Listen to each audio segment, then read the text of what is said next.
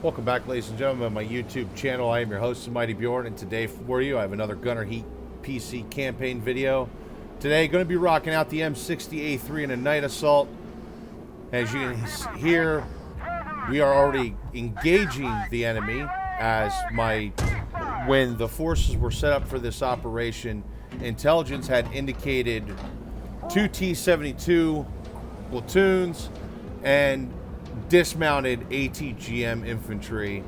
So yeah, my luck, we got one platoon of M60A3s and we got one platoon of Bradleys, and essentially generally the Bradleys arrived just a little bit before the M60s did, and unfortunately the Bradleys kind of mopped the floor with all those T-72s. And essentially what it comes down to is I decided to do a nighttime assault because I'm assaulting dug-in T-72s, and in general terms the T-72 in certain regards is better than the M60, but my major advantage is the fact that the guns on our tanks are more accurate. We have laser rangefinders, even though they're retrofitted, with fire control systems and thermal vision. That's the big winner, and that's pretty much kind of what won this battle. And now we moved up the hill from that location, and now we're actually getting into it here. We're about ready to roll into the village that the enemy kind of set up at.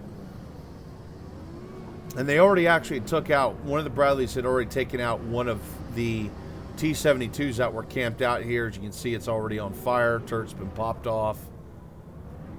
Alright, so just slowly pushing in here, trying to get an eye on where the enemy is. And and I just took a hit. Alright. And unfortunately the gunner's wounded and the loader is killed. The commander is also heavily wounded as well.